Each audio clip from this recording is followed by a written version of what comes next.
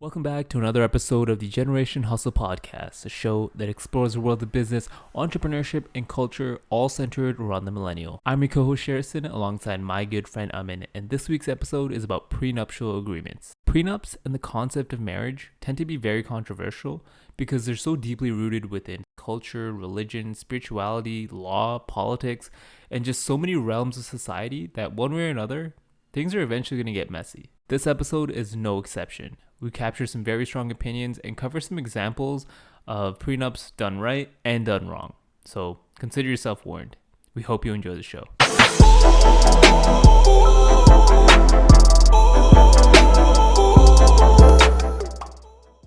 How much money is she gonna ask for? Because the bitch deserves nothing. You deserve nothing. You got the freest ride of free rides. You married the richest man in the world for 27 years, and now he gotta pay you? You bitch? Yo, Mackenzie was there from day one. You hopped in, you lived in a mansion for 27 years. Your wildest fantasy fulfilled. He fucks one ugly girl once a year. That's all you get. And you think you're gonna come for some billions, bitch? You greedy bitch. How fucking dare you leave Disneyland and then want to take the rides with you? How fucking dare you? Damn! A lot of topics there, but we're going to kind of just stick to the prenup portion there. So what we're talking about here is Bill Gates and Melinda Gates. This is from Andrew Schultz and Akash Singh on their podcast talking about their divorce and kind of the reasons behind it and everything, but we're just focusing on the money right now. How do you feel about prenuptial agreements before a wedding? So I guess it depends on the situation. Let's point it into the direction of like someone who has money, right? And then a couple, right? One person has money, one doesn't. Right. Let's just assume that couple's valued at 125 billion. Right. So and then there's gonna be another couple who are just like average Joe. The first situation, we know our boy Bezos got done dirty. Oh, I guess whatever. She was with him for like 25 years. And then our boy Bill Gates is next up. Yeah, he already had an agreement done. He knew it was gonna happen. Right. All right. So whatever. Right. But in terms of like prenuptial agreements, I think like for safeguarding your assets and what you've built as an individual, right, I think is important to get into one. If an individual is coming from money, whether it's a female or a male, and they're worth like a significant amount of money, their net worth is quite large. Yeah. And they're gonna be marrying, I don't know, like a nobody. Yeah. With like does not have their shit together. It's not kind equal. Of thing. Let's be realistic. A lot of these rich guys marry like strippers and. Sweetheart, you have my money taped to your tits. Okay, technically you do work for me. Wolf of Wall Street stuff. Yeah. Like, you gotta do. Let's just call it what it is. Gold diggers. It can be the opposite way around too. Like, you know, we have the situation with Britney Spears. Yes. The man's Kevin Federline. He is jamming. Man's making 110K off for a month. So it does work in the opposite way too. Yeah. Because he broke. I don't know if they signed a prenup though. Because that guy is getting 110K a month for, I think, until their kids turn 18 or something. Something like that. Yeah. So after that, God knows what is going to happen to him. But, you know, for now, he's living lavish. He's living the life. But let's get back to Bill Gates. So he knew this was going to happen anyway. So he structured the deal, had everything set up. They know how they were going to split their assets. But, you know, to what Akash was saying there is just like, bro, don't make it bigger than it already is. Yeah. You know what I'm saying? Yeah. It's just like, now she's putting in the fact that, he was like having a additional relationship. You sat with the guy for 20, plus years knowing the fact that he does this. Don't tell me you didn't know. He gets a little excited once a year and stuff and sees his like, I think it's his ex or whatever. So the details are he can go away for 1 weekend with one of his ex-girlfriends. Yeah. He's so close with. But now she's saying that the reason for their breakup is actually because of ties to Epstein and all that pedophilia stuff. So she knew about the girlfriend thing. That was part of their that was probably their prenup, right? It was like, yeah, you get to do this. Another kind of twist in there is she actually tried to set up the divorce conversations in 2019. So that was 2 years ago. You know, Bill Gates had to make that bull run during COVID, man. What are you talking about? There's another conspiracy around the man. It's like, I would not be surprised. Right? 2 years now they've been discussing divorce, and then he slowly started like putting things aside. I think he's mentioned that his kids aren't even getting an inheritance; they're only getting like 10 million. which is whatever. Like, well, compared to his net worth, I guess that's like nothing, right? It's just Right. penny change, Yeah. or pocket change, as to say. That's why prenups are there, right? To like when you don't have it and you get into a divorce settlement and you have no idea what's what, Right. and you know we've heard stories of like the man or the woman hiding assets. And so you hire investigators and all that. So it gets pretty nasty, right? Yeah. So this prenup, one, I guess, helps alleviate some of that issue around it. Two, it helps safeguard like your net worth. Two, it's just mutually agreed upon, so there's less like, I guess, bickering Yeah. around it. So that's that case. I guess for the rich person, it does. When it comes to the case of like two average people doing it, so let's give the example of an individual that's just graduated. Right. And maybe another individual graduated with no debt. Okay. The other one did. This individual has like, I don't know, let's say 50K of debt. The other one is like debt free, doesn't have anything going on.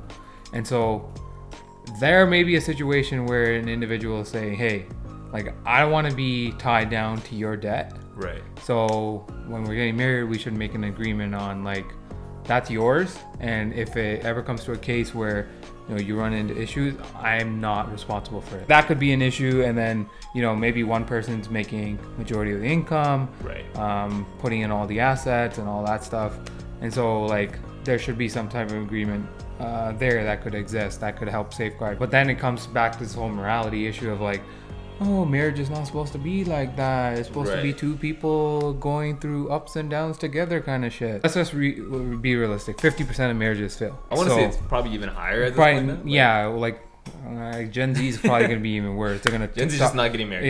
Yeah. So there's like a lot of issues like that can come about, but I think it's something that you could consider but you have to have an open discussion about it before. How do you feel about like the discussion around the different genders? This is probably where I'm gonna get in trouble, but I really don't care because this needs to be had. Like this conversation needs to be had. That's the reason you brought up Britney, right? Because I feel like, when we look at all these tech billionaires blowing up, we're always like, well, the wife was staying at home taking care of the children, so she deserves some kind of compensation for that. If you don't have a prenup, all right, let's agree with that.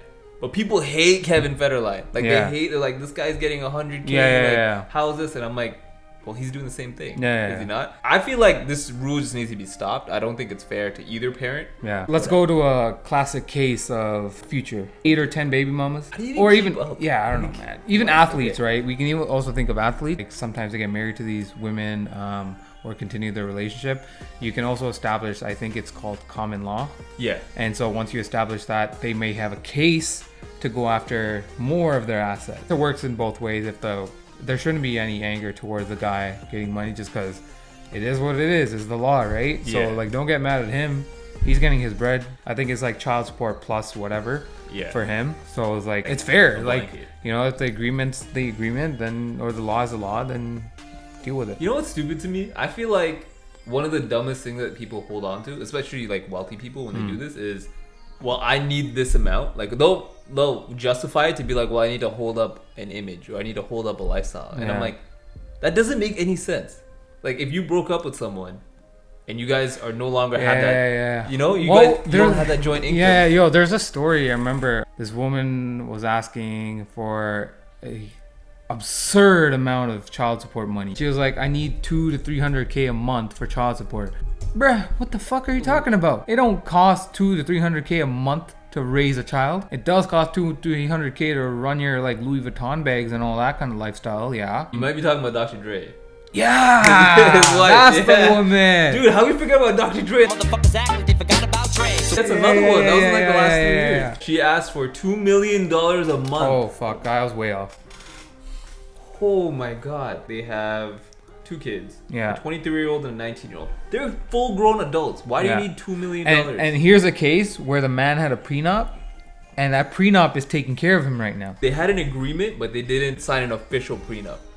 Oh. Like they agreed to it and they said it and they didn't do like the legal work or something, and then he did it or something like that. Like I know there was an agreement that Okay. So she kind of was like, well, once we got married, it was like, hey, we love each other, whatever. But he's like, well, no, we discussed this. Yeah.